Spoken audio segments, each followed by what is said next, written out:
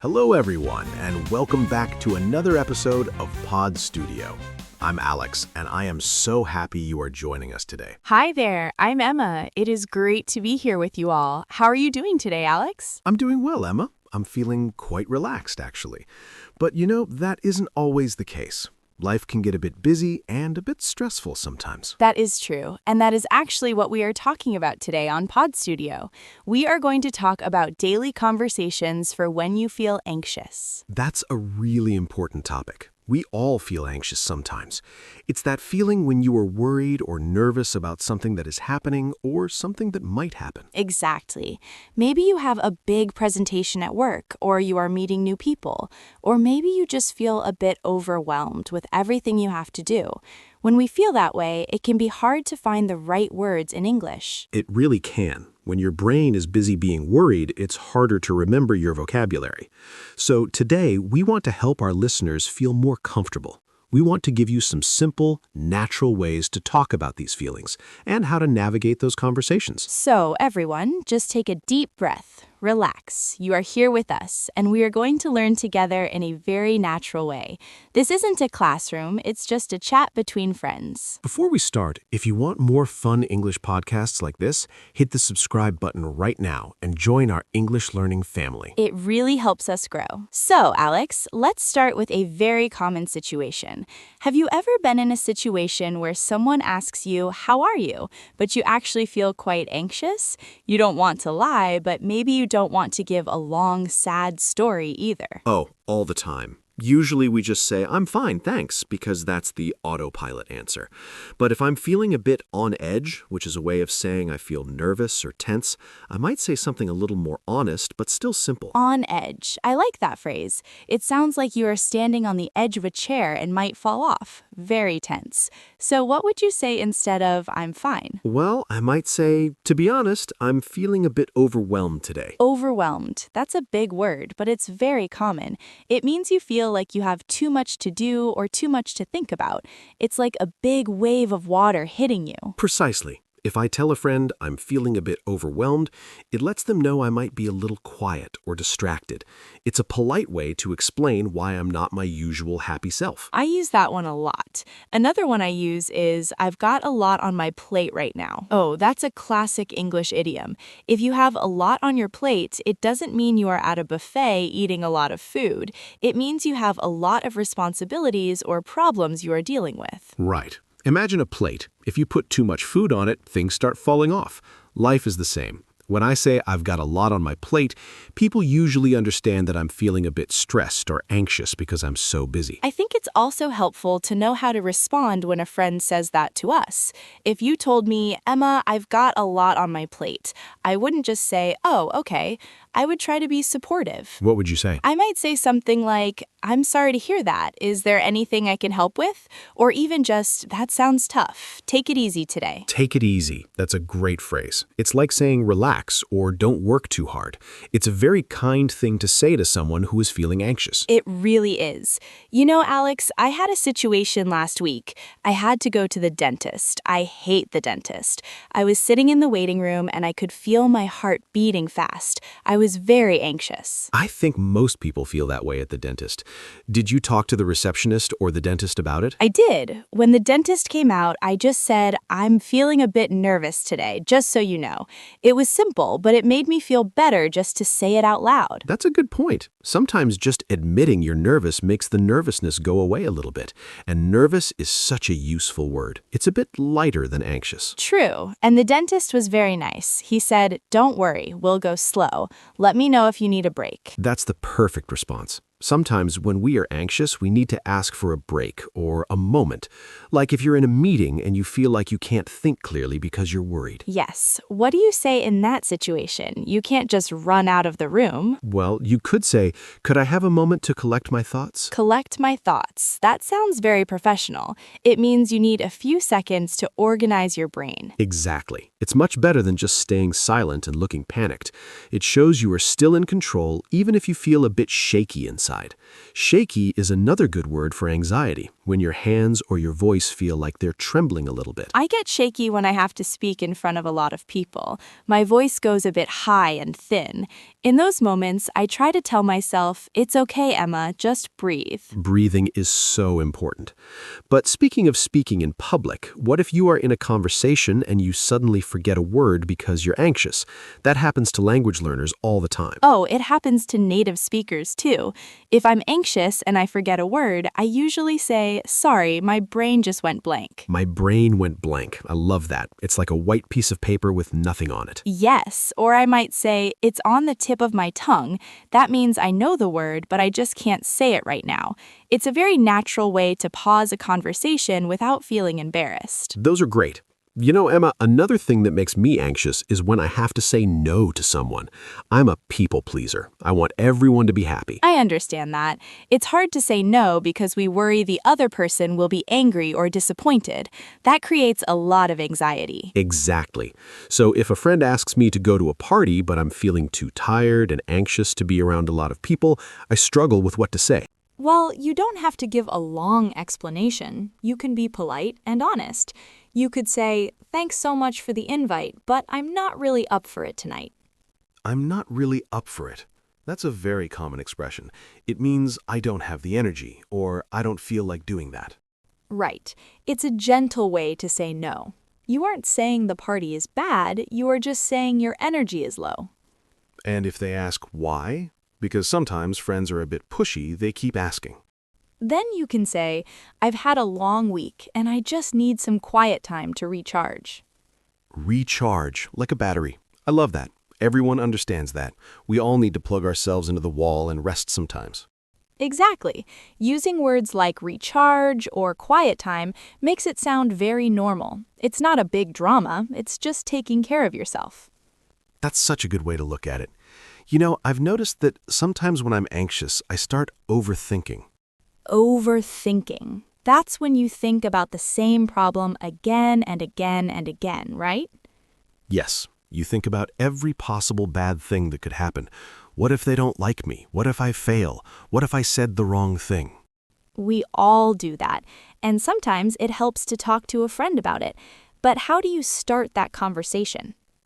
I usually start by saying, hey, can I run something by you? I think I might be overthinking this. Run something by you. That's a great phrase for Pod Studio listeners. It means, can I tell you my idea or my worry so you can give me your opinion? Right. It's a very casual way to ask for advice. When I say that to a friend, it opens the door for me to talk about my anxiety without it feeling too heavy or serious. And as a friend, I would listen and then maybe say, I think you're being a bit hard on yourself. Being hard on yourself. That's another good one. It means you were being too critical or too mean to yourself in your head. Exactly. We are often much meaner to ourselves than we are to our friends. If you are anxious, you might think you're doing a terrible job, but everyone else thinks you're doing fine. That is so true. I remember when I first started this podcast, I was so anxious about my voice. I thought, do I sound okay? Is my English clear enough? I was definitely being hard on myself. And look at you now. You're a natural. But I felt the same. I was worried I would talk too fast. I had to tell myself to slow down and take it one step at a time. One step at a time. That's a wonderful piece of advice for anyone feeling anxious. Don't look at the whole mountain. Just look at where you are putting your foot right now. I think that applies to learning English too. If you try to learn everything in one day, you'll feel very anxious. But if you just listen to one episode of Pod Studio and learn a few phrases, it's much easier. Exactly. Let's talk about another situation. What about when you are in a crowded place, like a mall or a busy train station, and you start to feel a bit panicked? That's a very strong feeling. Panicked is like a very high level of anxiety. You might feel like you can't breathe well or you just need to get out of there. If you're with a friend when that happens, it's important to be able to tell them. You don't have to make a scene. You could just lean in and say, hey, I'm feeling a bit crowded. Can we find a quieter spot for a minute? I'm feeling a bit crowded. That's a nice way to say there are too many people here and I'm getting anxious. It's very clear, but not alarming. And your friend will likely say, "Of course, let's go over there." It's all about communicating how you feel in a simple way. Communication really is the key. But what about at work? Work can be a very common place for anxiety. Maybe your boss gives you a new task and you don't fully understand it and you feel that knot in your stomach. A knot in your stomach. That is such a perfect description of how anxiety feels physically, like your stomach is tied in a tight rope. Yes. When that happens, I usually feel anxious because I don't want to look incompetent. I don't want to look like I don't know how to do my job. But it's actually much better to ask for help than to sit there worrying for 3 hours. You're right. So how would you say that to a boss or a colleague? I would try something like, "I want to make sure I get this right. Could we go over the details one more time?" Go over. That means to review or repeat something. Right. By saying, "I want to make sure I get this right," you're showing that you care about the work. It makes you look responsible, not anxious. That's a very clever way to phrase it. It turns the anxiety into a positive thing. You care about the quality of the work. Exactly. Or if you have a lot of work and you feel like you can't finish it all, you could say, "I'm feeling a little bit stretched thin at the moment. Can we talk about which tasks are the most important?" Stretched thin, like a piece of elastic that is being pulled too far. I love that expression. It describes exactly what it feels like to have too many responsibilities and not enough time. And by asking which tasks are the most important, you're asking for priorities. That's a word people use a lot at work. It means deciding what needs to be done first. Knowing your priorities can really help lower your anxiety. Once you know what's important, the noise in your head starts to get quieter. Noise in your head. That's a good way to describe those racing thoughts. It really is. You know, Emma, sometimes I feel anxious for no reason at all. Do you ever get that? You wake up and you just feel a bit off. Oh, absolutely. I call those low energy days or blue days. Sometimes anxiety doesn't have a specific reason. It's just a feeling in your body. On those days, if someone asks me what's wrong, I often don't know how to answer. I don't want to say nothing, because that's not true, but I don't have a specific problem to talk about. In that case, I usually say, "I'm just feeling a bit out of sorts today." Out of sorts. That's a very British-sounding phrase, but we use it in many places. It just means you don't feel like your normal, healthy, happy self. It's a very safe phrase to use. It doesn't require a lot of explanation. If you tell a colleague, "I'm a bit out of sorts," they will usually understand that you just need a bit of space. And space is another word we use for time alone or less pressure, like, I just need some space today. Exactly. It's funny how many of these words are about physical things. Plates, elastic, space, knots. It helps us describe feelings that are hard to see. It really does. I find that using these common expressions makes me feel more like a native speaker, and that actually makes me feel less anxious when I'm talking. That's a great point. When you feel like you have the right tools, the right words, you feel more confident. And confidence is the opposite of anxiety. Very true. Let's talk about one more situation, social anxiety. This is a big one for many people. Going to a party where you don't know many people. Oh, I used to be so bad at this. I would stand in the corner and look at my phone. I felt so awkward. Awkward. That's a word everyone should know. It's that uncomfortable feeling when you don't know what to do or say, like when there is a long silence in a conversation. Yes, an awkward silence. To avoid that, I've learned a few icebreakers. Icebreakers, those are little questions or comments you use to start a conversation to break the ice and make things feel more relaxed. Right. If I'm feeling anxious at a party, I'll find one person and ask something simple, like, "So, how do you know the host?" Or, "Have you tried the food? It looks great." Those are perfect because they are small talk, simple, easy topics. You don't have to talk about the meaning of life or your deepest fears. You just talk about the pizza.